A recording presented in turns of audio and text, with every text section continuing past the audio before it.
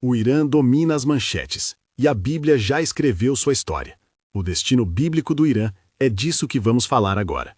Não falo de teorias de conspiração nem de previsões humanas. Falo de textos que chegaram até nós há milênios, que nomeiam povos e nações com histórias surpreendentes, Madai, Elã, Pérsia, e que, segundo muitos intérpretes, encontram ecos na nação que hoje conhecemos como Irã. O que a Escritura diz sobre esse papel? Como conciliar as vezes em que essa nação aparece como instrumento de libertação e outras em que aparece como parte de uma coalizão hostil no fim dos tempos? Fique comigo, prometo mostrar a linha do tempo bíblica, apontar as passagens-chave e deixar você com ferramentas para pensar com cautela e esperança. Começamos pelo ponto mais simples e ao mesmo tempo mais decisivo. A Bíblia relata a origem dos povos. Em Gênesis 10, na chamada Tabela das Nações, nomes aparecem lado a lado com genealogias. Entre esses nomes estão Madai e Elã, duas designações antigas que a tradição e muitos estudiosos associam a populações que viveram na região que hoje corresponde, em grande parte, ao território do Irã e de áreas adjacentes. Gênesis 10. Não se trata de dizer que as fronteiras modernas coincidam exatamente com as antigas. Isso seria um anacronismo. Mas é legítimo, do ponto de vista histórico, linguístico e arqueológico, reconhecer uma continuidade geográfica e étnica suficiente para falar em identificação tradicional entre esses nomes e regiões do Sudoeste Asiático. Gênesis 14 nos dá um primeiro vislumbre dramático dessa área em interação com o destino de Israel. Ali, entre reis que marcham sobre o Vale do Jordão, surge o nome de Elã. Os elamitas aparecem no cenário da guerra e da diplomacia do primeiro milênio antes de Cristo. Gênesis 14.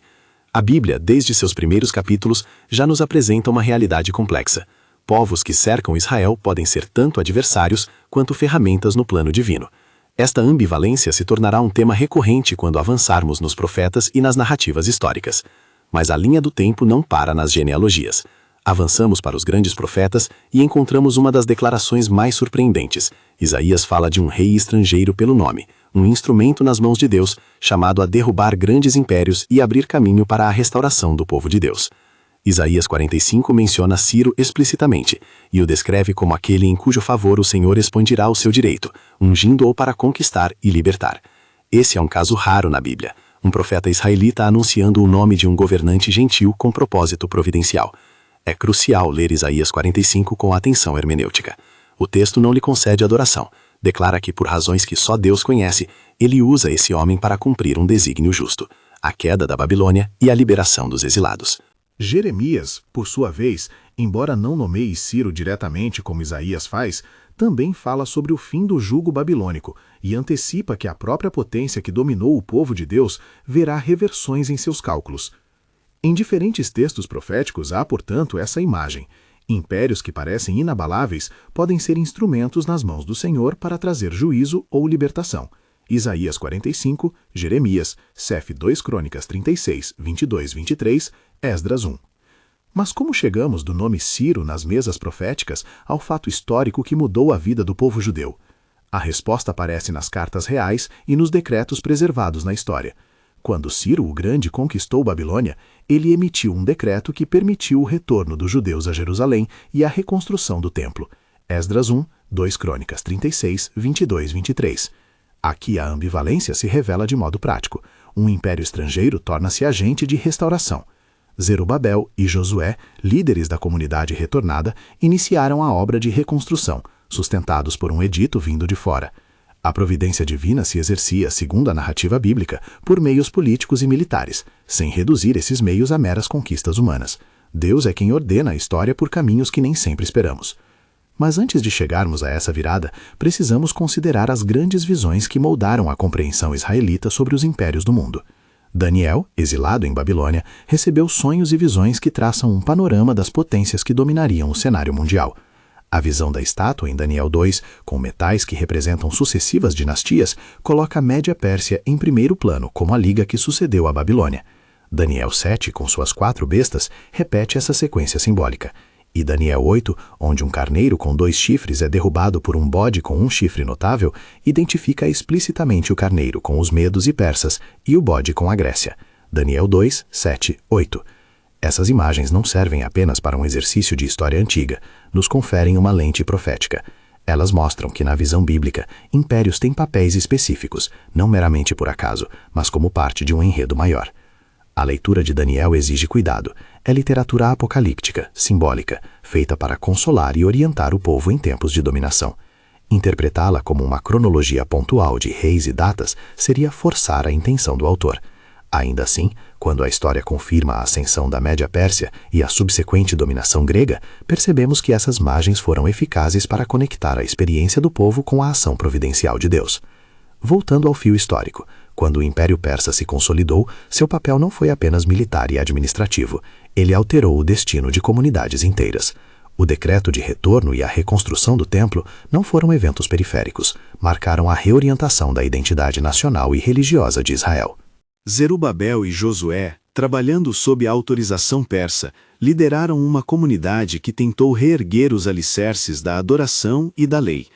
Aqui, novamente, surge o contraste essencial. A mesma matriz política que dominou o povo de Deus serviu também para seu restabelecimento.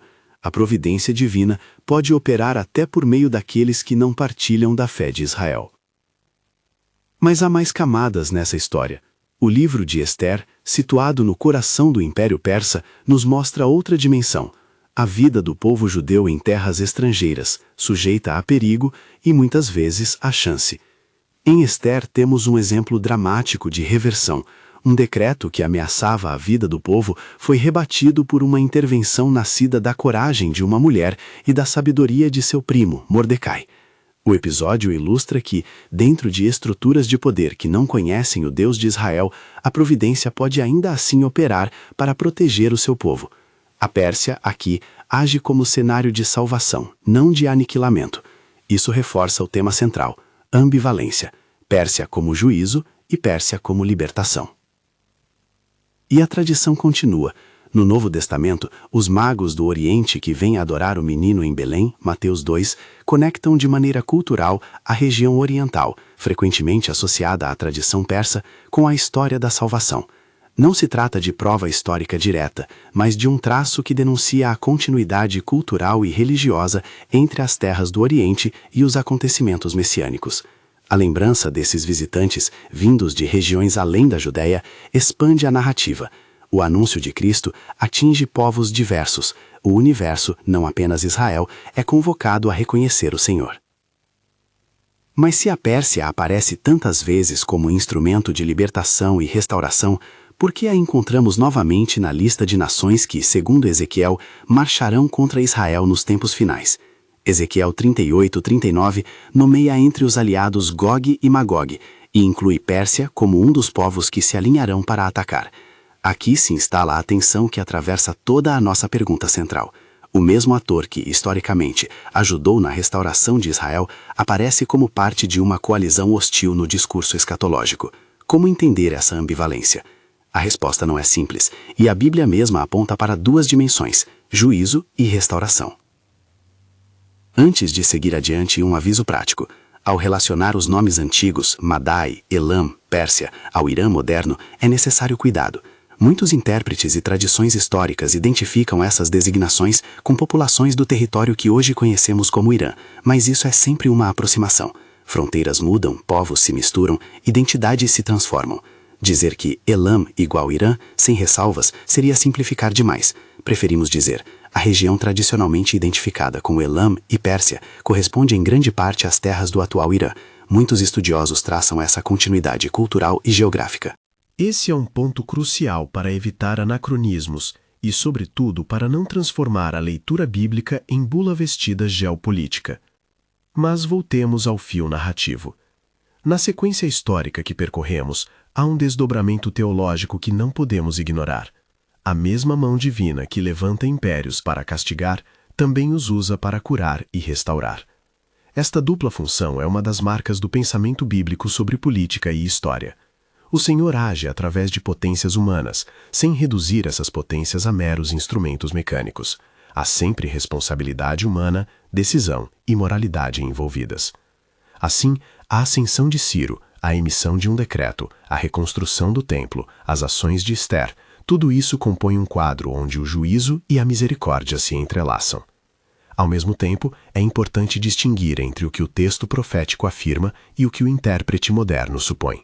Daniel fala em imagens e símbolos, Isaías proclama a autoridade de Deus sobre reis, Jeremias anuncia reversões de fortuna que tocam povos inteiros. Transformar essas falas em previsões concretas de política contemporânea seria contrariar o próprio espírito desses textos. Ainda assim, ignorar suas implicações para a forma como lemos as notícias também seria negligência. O equilíbrio exigido é este: usar a escritura como lente interpretativa, sem fazer dela uma máquina de prever eventos políticos. Ler as manchetes à luz da Bíblia significa perguntar: que temas recorrentes a escritura põe em jogo diante de nós? Quais atitudes espirituais ela exige? E quais limites devemos aplicar quando traçamos paralelos entre nações antigas e modernas? Enquanto fazemos essa reflexão, a cronologia bíblica vai nos conduzindo, passo a passo, para um ponto crucial: a experiência do exílio e o retorno. O profeta Daniel viveu em Babilônia, testemunhou potências que vinham e iam, recebeu visões que apontavam um desfecho em que o reino de Deus prevalece sobre os reinos humanos. A ação persa aparece aí como um segmento necessário dessa trama. A libertação que ali se anuncia não é apenas política, é teológica. O culto, a lei e a identidade de um povo que parecia perdido voltam a ter lugar. Zerubabel e Josué não foram apenas funcionários do templo, foram sinais de que o povo de Deus podia ser reconstituído, mesmo sob outra bandeira. Essa restauração parcial lança as bases para expectativas messiânicas que permeiam o resto das Escrituras. Mas se a Pérsia na narrativa bíblica foi instrumento de restauração, onde começa a sombra que a fará reaparecer em textos escatológicos como parte de uma coalizão contra Israel? Parte da resposta encontra-se nos próprios textos. Os profetas não pintam realidades estáticas. Na perspectiva profética, as nações são agentes morais e estão sujeitas ao juízo. O fato de um império ter servido a um propósito favorável em uma época não o exime de responsabilidade em outra. Além disso, as imagens escatológicas muitas vezes coletam nações diversas sob rótulos antigos. Pérsia pode aqui significar tanto a região quanto alianças e interesses que, nos dias finais, se opõem a Israel por razões que o texto não detalha completamente. O que Ezequiel sublinha é menos a geopolítica contemporânea e mais a soberania divina diante de ameaças. O juízo divino recairá sobre aqueles que levantarem a mão contra o povo escolhido. E isso inclui, no rol do profeta, a Pérsia, entre outros, Ezequiel 38-39. É mais uma vez a tensão entre aviso e esperança. Mas como ler isso hoje? Como aplicar esse diagnóstico antigo ao mundo de manchetes e diplomacia em que vivemos? Antes de responder, precisamos aprofundar um pouco mais a história, voltar ao cerne de Daniel e à figura de Ciro, entender melhor como essas peças encaixam. A seguir, examinaremos com mais pormenor as visões de Daniel, o que cada imagem quer dizer e como ela foi entendida historicamente. E depois retornaremos ao papel concreto de Ciro, ao retorno dos exilados, às reconstruções e às vidas transformadas em solo persa. Também veremos como, no livro de Ester, a providência se manifesta de modo quase dramático, como um fio invisível que salva um povo no coração do império. Essa parte da história mostra sem rodeios que o plano de Deus não se limita a um teatro nacional. Ele atravessa impérios, passa por mulheres e homens que tomam decisões corajosas e encontra caminhos inesperados para cumprir suas promessas. Mas antes de mergulharmos nesses textos, faço uma pausa breve para te convidar a agir se este conteúdo está falando ao seu coração. Curta este vídeo e compartilhe com alguém que quer entender como profecia e atualidade se encontram. Isso me ajuda a trazer mais conexões entre a palavra e os acontecimentos do mundo. Voltando ao fio, ao estudar Daniel 2, 7 e 8, percebemos que o símbolo não é apenas simbólico por ser abstrato. Ele tem uma função pastoral, oferecer esperança diante da opressão. A visão da estátua, com seus metais sucessivos, termina com uma pedra que desfaz tudo e torna-se montanha, imagem do reino que Deus estabelece de modo definitivo. O carneiro e o bode de Daniel 8 descrevem a luta entre poderes regionais, os medo-persas com seus 2 chifres e os gregos, cujo único chifre se torna simbólico da expansão helênica. Essa linguagem, embora simbólica, encontra correspondência concreta quando a história confirma a passagem do poder entre impérios. Mais ainda, ao final desses ciclos, a promessa é de restauração para o povo fiel. Esse é o motivo pelo qual os textos apocalípticos não apenas alarmam, também consolam. Ao longo do caminho, há personagens que saltam da história como sinais de esperança. Ciro, já citado por Isaías, é um exemplo paradigmático. A figura de um gentio ungido por Deus para libertar os cativos foi tão marcante que o profeta o nomeou Na prática política, o decreto de Ciro, registro preservado em fontes bíblicas e extra-bíblicas, permitiu que o culto em Jerusalém fosse reestabelecido. Para os exilados, aquilo foi mais que uma chance administrativa, foi a reabertura de uma vida comunitária, a retomada dos ritmos litúrgicos, a possibilidade de transmitir fé às próximas gerações. O impulso de reconstrução, sob a liderança de Zerubabel e Josué, levou à reedição do templo e à reorientação da vida judaica, mas também mostrou fragilidade e dependência. Reconstruir em meio a povos estrangeiros, com recursos limitados e oposição local, exigiu perseverança.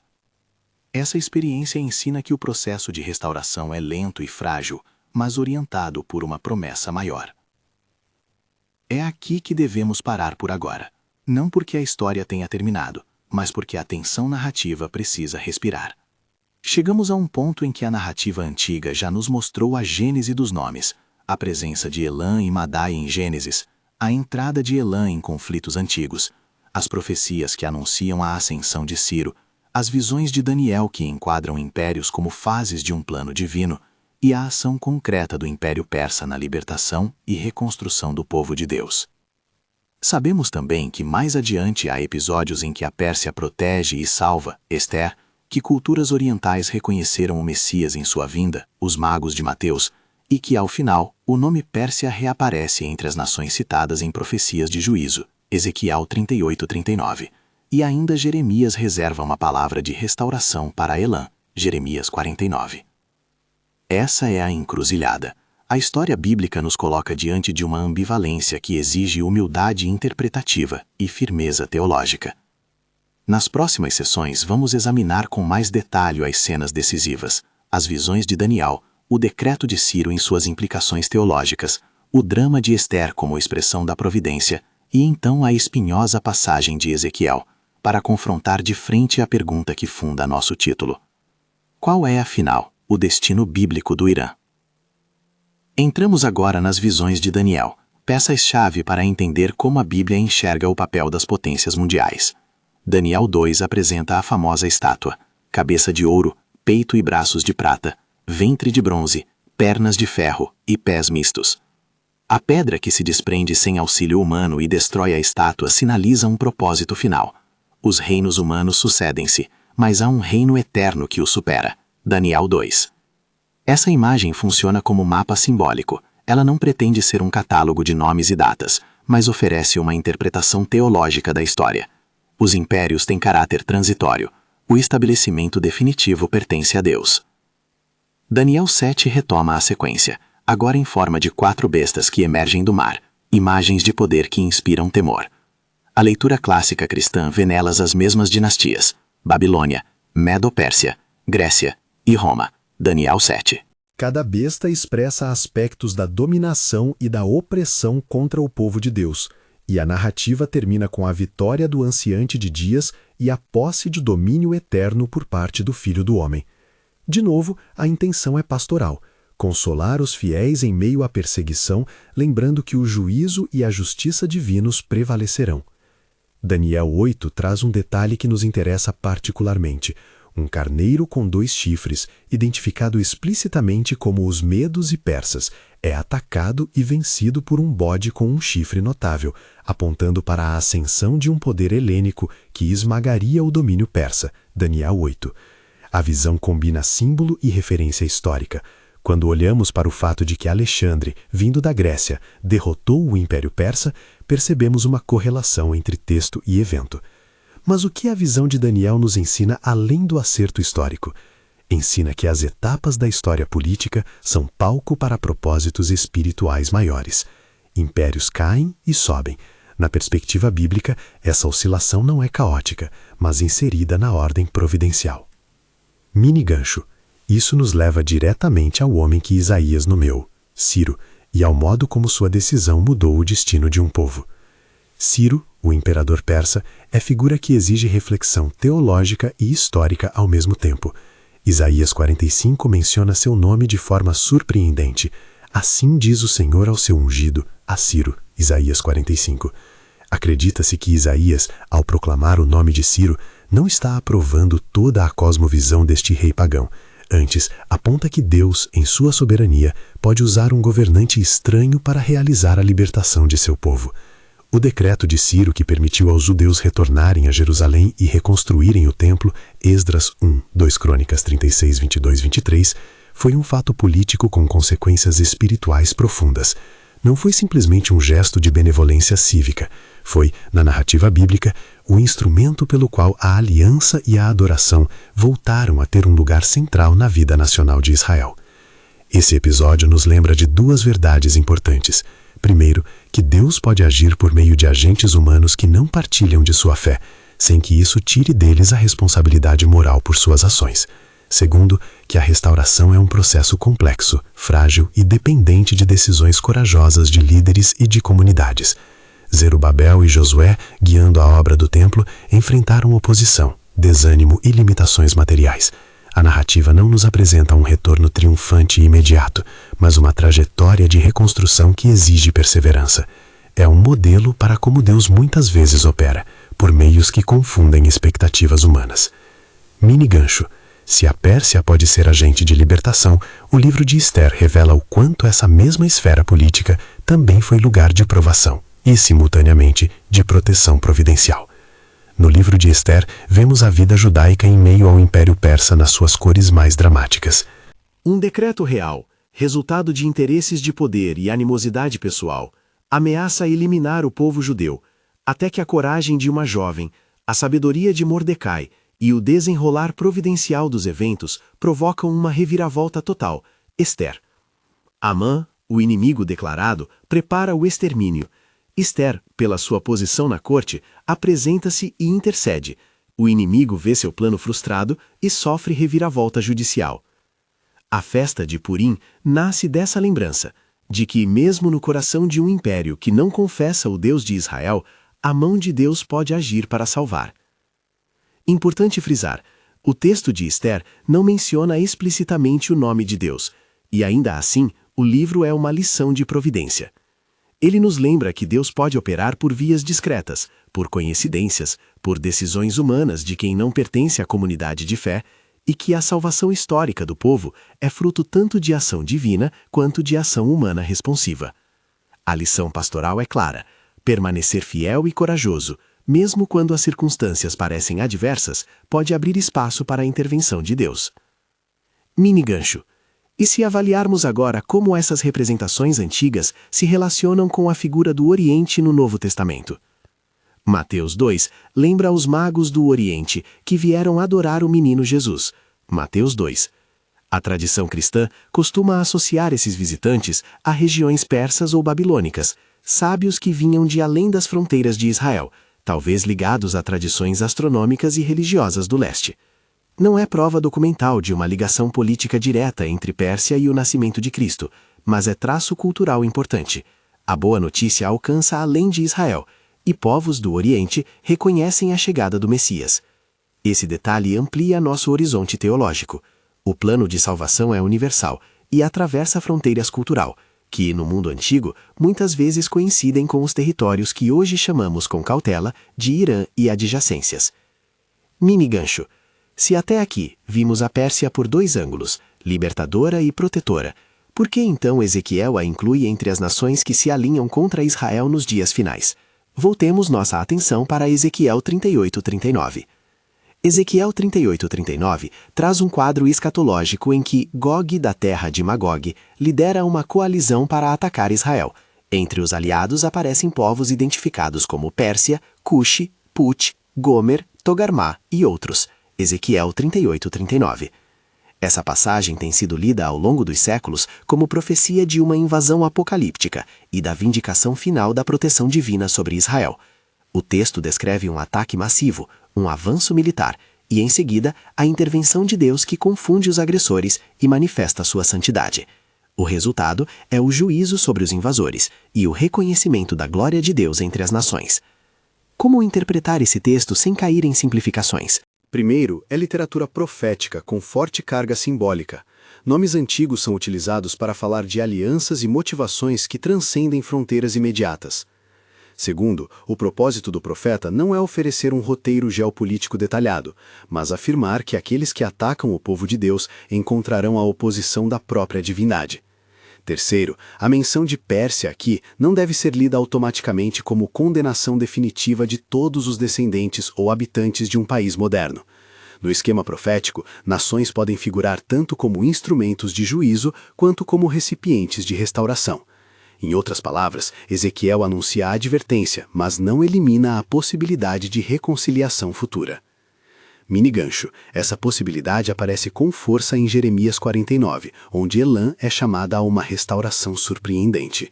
Em Jeremias 49, 34 a 39, encontramos uma palavra dirigida a Elã, tradicionalmente associada à região do sudoeste iraniano e às culturas que ali floresceram. O profeta anuncia juízo contra Elã por suas transgressões, mas conclui com uma promessa de restauração. No dia em que eu restaurar a sorte de Judá, visitarei o túmulo de Elã. Jeremias 49, 39, tradução aproximada. Isso nos oferece um complemento essencial. O discurso profético pode incluir condenação, mas também abre espaço para a reversão misericordiosa. A história de Elã/Pérsia não é monolítica, não se reduz a um único destino. Teologicamente, essas passagens nos colocam diante de um princípio recorrente nas Escrituras. Juízo e graça caminham juntos na economia divina. O fato de uma nação ser usada para punir ou para libertar em uma época não determina sua última palavra na história da redenção. A memória bíblica retém tanto atos de correção quanto gestos de reconciliação. Isso tem implicações práticas para quem hoje lê as notícias e busca aplicar a Bíblia ao presente. Aplicação contemporânea. Como devemos olhar para o Irã à luz desses textos? Primeiro, com cuidado hermenêutico. A identificação entre Elã, Madai, Pérsia e o Irã moderno é sustentada por tradição histórica e linguística, mas não pode ser transformada em afirmação absoluta sem ressalvas. Fronteiras mudaram, populações se misturaram e regimes políticos têm motivações próprias. Portanto, quando lemos manchetes sobre o Irã, devemos distinguir entre o governo que toma decisões e o povo que habita aquela terra. A Bíblia fala sobre nações e sobre juízo, mas não autoriza a ódio contra povos. Devemos, como cristãos, orar pela salvação e bem-estar das pessoas e ser prudentes ao interpretar eventos geopolíticos como cumprem ou não profecias. Segundo, devemos cultivar duas atitudes complementares: vigilância espiritual e esperança ativa. Vigilância porque a Escritura nos chama a observar sinais e a discernir épocas, Mateus 16, 2, 3, por analogia, não para alimentar pânico, mas para orientar oração e ação responsável. Esperança ativa porque a tradição profética mostra que restauração é possível. Orar por Israel não impede que oremos pelo Irã. Pedir proteção para o povo judeu não exclui clamar pela conversão e pela paz entre nações. A história bíblica nos lembra que Deus transforma instrumentos de juízo em canais de restauração quando há abertura para isso. Terceiro, devemos agir com sabedoria prática. Isso implica informar-se por fontes confiáveis, apoiar iniciativas humanitárias que alcancem civis vulneráveis e promover diálogos que valorizem a dignidade humana. A leitura profética não deve paralisar a ação compassiva, pelo contrário, deve impulsioná-la. Se a Bíblia nos mostra que o desígnio divino pode se cumprir por meios inesperados, então também devemos estar abertos a instrumentos de reconciliação onde menos esperamos. Mini gancho. E quanto às especulações que vemos nas redes e na imprensa, podemos dizer que o Irã é o ator escatológico definitivo? É aqui que devemos ser claros e prudentes. A Escritura não oferece um manual de geopolítica contemporânea.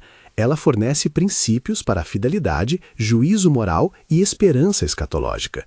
A associação de nomes antigos com nações modernas é legítima como hipótese interpretativa, mas nunca como conclusão absoluta. Todas as interpretações que transformam profecia bíblica em roteiro político imediato tendem a ultrapassar os limites hermenêuticos. Devemos, portanto, manter humildade interpretativa, reconhecer o valor das correlações históricas entre Elã, Pérsia e o Irã moderno, sem converter essas correlações em armas de acusação contra povos inteiros.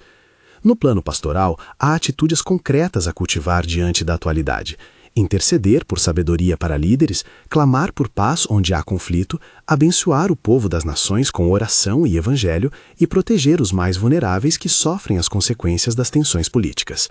A Bíblia nos chama a ser ponte de reconciliação, não porta de ódio. Ao mesmo tempo, é legítimo usar a Escritura como lente interpretativa dos acontecimentos, questionando onde há sinais de orgulho e injustiça que merecem advertência, onde há sementes de conversão e mudança que merecem esperança. Fecho teológico. Qual é, afinal, o destino bíblico do Irã? À luz das Escrituras, não existe uma resposta única e simplista. O que a Bíblia apresenta é uma narrativa ambivalente e, ao mesmo tempo, coerente com a natureza de Deus. Ele emprega nações como instrumentos de juízo e também de libertação. Ele adverte e pune, mas reserva sempre espaço para restauração e arrependimento. Elã e Pérsia aparecem nas páginas sagradas tanto como adversárias quanto como cooperadoras na obra divina. Essa ambivalência não é contradição, mas expressão da complexidade moral da história humana e da misericórdia soberana de Deus. Convite prático. Leia as notícias com olhos de oração. Pergunte-se, o que essa notícia revela sobre tendências de poder, sobre injustiça, sobre oportunidades de paz? Ore pelos líderes e pelas populações atingidas. Interceda por Israel, sim, mas também por iranianos e por todos os povos que caminham em trevas. Se a Escritura nos ensina algo, é que o derradeiro desfecho está nas mãos de Deus e que Ele, no fim, fará justiça e trará restauração. Agora deixo com você uma pergunta para refletir e comentar. Você acredita que o Irã está cumprindo um papel profético hoje?